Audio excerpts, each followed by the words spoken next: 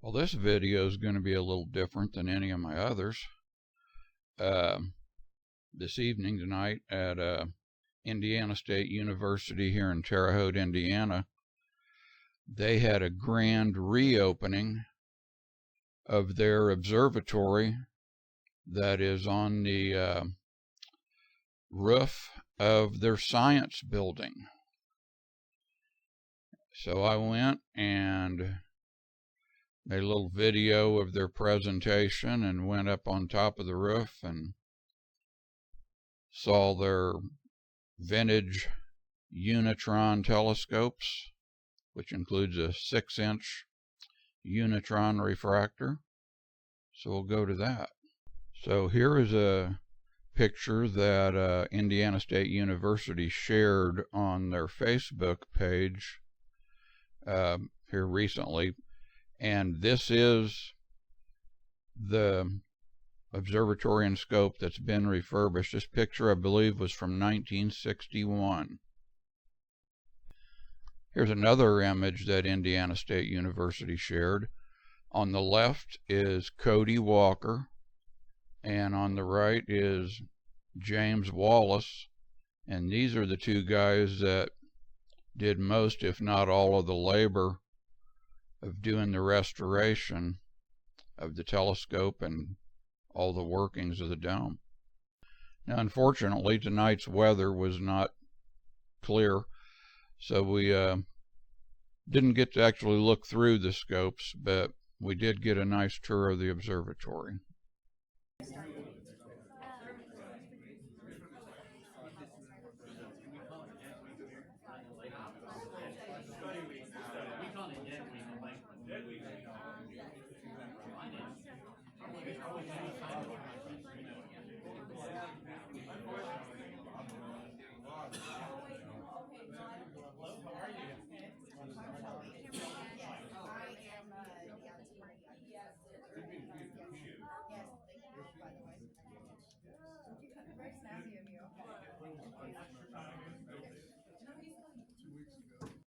Welcome to the grand reopening of the Observatory Dome here, and thank all of you for attending this fantastic event.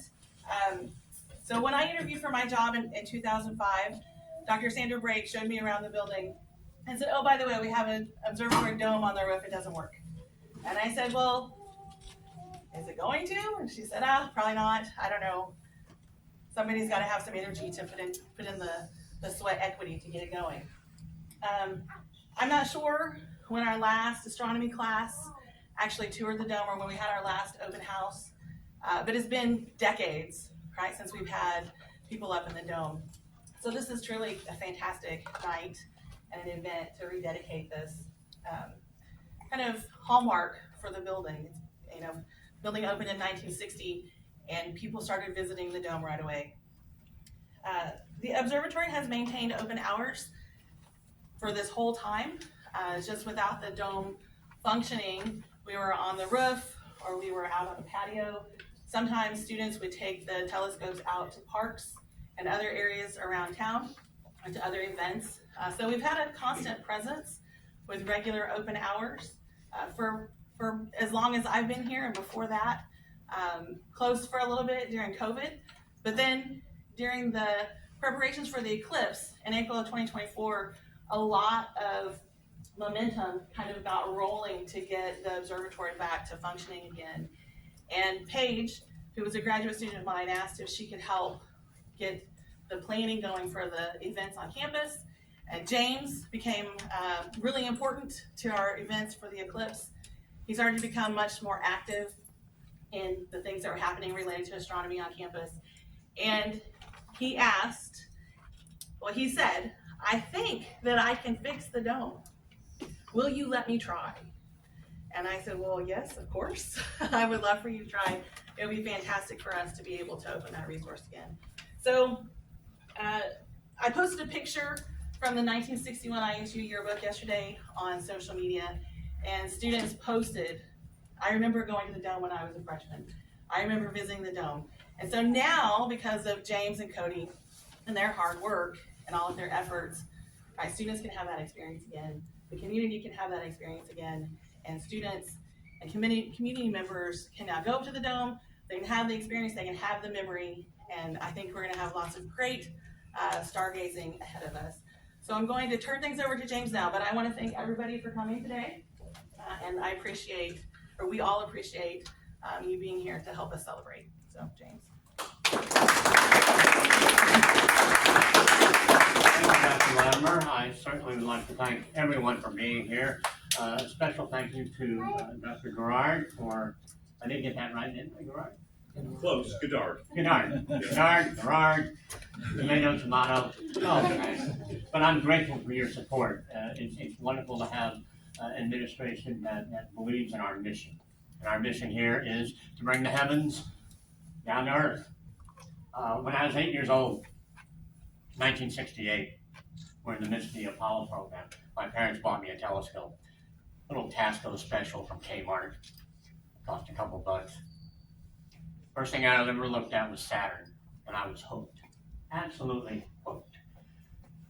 2 years later, I'm grinding my own telescope mirrors, so I'm about as big a geek and nerd as you're gonna find when it comes to astronomy. I love this stuff, and I've done it all my life. So I didn't go to college like most students here at 18. I waited till I was 28. I have 5 kids, so I certainly didn't do all the unique college experiences that some of the students have. But my first class was Astronomy 101 with Dr. Robert Howell, a wonderful faculty member. I introduced myself. I told him about my background. That evening, I'm running the observatory as a student director, undergraduate director, and I was just thrilled. It was a culmination of a dream of mine to become an astronomer. Over the next 7 years, as an undergraduate and graduate, we managed to get the observatory running very well. We added new scopes. We brought in portable scopes to bring down onto the patio so that we could accommodate those folks who couldn't navigate the stairs. And so that was a wonderful thing. We had a wonderful relationship with Channel 10 and Channel 2, but mostly Channel 10 as the resident astronomer doing the events that we do. We even at one time back in 2011 here in the Fountain area hosted a Guinness World Book of Records for the most number of people howling at the full moon. We had 305 folks come out. Ava Kaur, a wonderful lady who's no longer with us, founded the Candles Museum and with the Holocaust history. She told the most wonderful, haunting story about the wolves outside of Auschwitz in the forest howling, and it was the sound of freedom. And it was just one of those spine-tingling moments, you know. And then the moon shows up, and the next thing you know, we're all howling. And so I'm a big howler. I can't help myself. But I was very grateful when the eclipse came up in 2024. I had already done very well in 2017, but that was in Carbondale, and it didn't pass over ISU in totality. And so, lo and behold, 2024 comes around. I met Paige. She was absolutely a godsend for embracing my vision of what I felt we can do to resurrect astronomy at ISU. I'd like to think that I've done my part. But I was sad because the dome wasn't operational. It had been in my day, and we've done very well, but it had gone into a state of not functioning for a variety of reasons. A lot of it is just age. You know, it's if it was here in 1960, that's the year I was born, so it's my age and quite old and ancient, and it hurts as much as I do at times. But lo and behold, thanks to having Cody here, and I'll introduce him here in a minute. He's the student director, undergraduate director of the John C. Hooke Memorial Observatory. And that's an old term, memorial. I know we don't use it now because of the brevity of it all, but and I never had the pleasure of meeting Dr. Hooke. I know a gentleman here, Mark Wright, and took classes with him, and had the pleasure of meeting him, but I never did. But to honor his memory, I wanted to bring the observatory back online as a functioning dome. And we took it upon ourselves, and we've done very well, though I will say rethreading the shutter up on 20 feet of scaffolding was the most terrifying thing I've ever done. So I don't want to do it again. Fortunately, it's a 1/4-inch steel cable, and it'll be another 30, 40 years before I have to even think about it. By then, someone else can take it. But I just am grateful to ISU. I'm grateful to Dr. Latimer. I'm grateful to everyone that's here for allowing me to share with you what it is I do. I am an astronomer. I've been an astronomer all my life. I will go to my grave as an astronomer, and that's who I am. And so for you to be here to share my vision, to allow me the opportunity to bring this facility back to life, and hopefully give it an even bigger role than it's had in the past. For that, I thank each and every one of you. At this moment now, I will introduce here Cody Walker. He is the undergraduate student director. My role back in the 80s when I first came here. Cody, care to say a few words, please? Yeah, absolutely.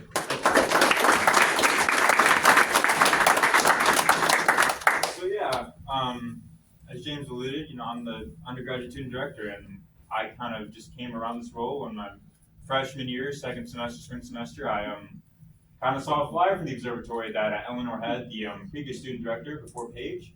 She was having open dome nights on the roof, and just observatory nights, and I kind of went up there and I was like, hey, I noticed we have an observatory up here, because I've been interested in astronomy all my life, and I came here. I'm a physics major, and I've always had a dream of getting my PhD in astrophysics, and being the next big researcher. And now I was like, hey, is this working? And she was like, unfortunately not. And that's kind of where the ball kind of rolled. And then Paige came along, and she shared a similar idea of what I had, that let's start to get this up and running. Let's see if we can do this by the time I graduate, or by the time, anytime at all, really.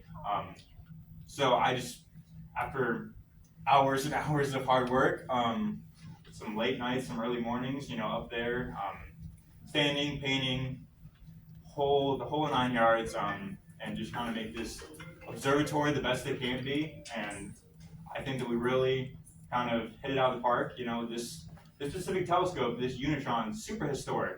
Only 28 of them have ever been made in the entire world. So I think we have a really unique piece that can be a great addition to this campus. And now that it's fully functional, I think we can bring a lot of stuff back, make some astronomy clubs, bring some classes back, stuff like that, and kind of just nurture astronomy on this campus, because I know there is a lot of love, and I think people will love to be a part of it. So yeah, again, thank you all for being here. As James said again, it really means a lot for him, but especially for me as well, because like I said, I've wanted to be an astronomer all my life, as similar to James. So I'm very thankful that you are all here to share this amazing night. And thank you for the Department of Earth and Environmental Systems, just because they've been a continuous support and tremendous support. Even though astronomy is not really their forte, per se. They're more geology, of course, but they've been a tremendous support, and I could not have done this without James, Dr. Latimer, or it's amazing university. But thank you so much for being here, and I hope you enjoy seeing what we have, and as well as seeing the amazing refurbished historic observatory on the roof.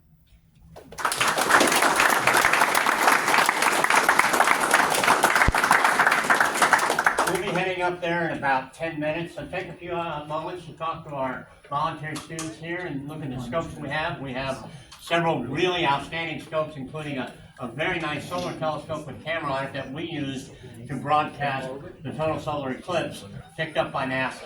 NASA was kind enough to show our feed. We were one of only a dozen nationwide that was chosen. And so please, look around, have a cookie or two, and here at about 8 o'clock, we will head upstairs. I don't care, it's like you, whichever you maybe that one, or it could be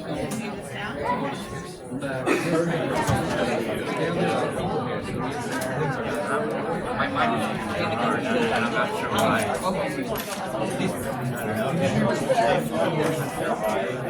I don't remember that,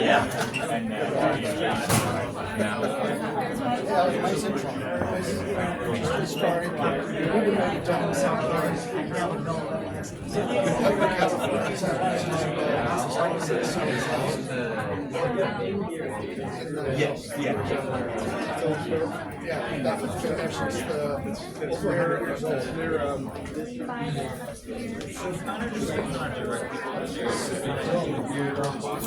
Sure, yeah.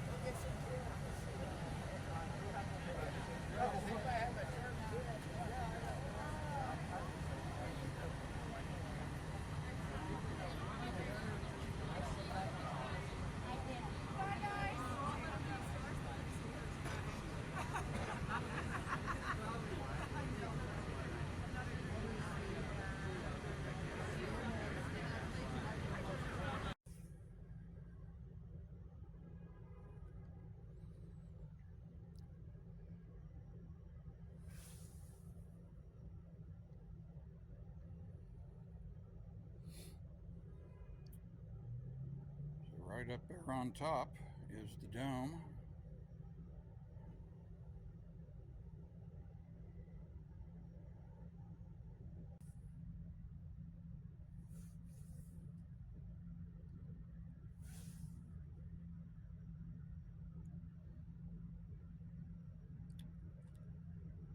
And right here is the fountain, which isn't turned on right at the minute.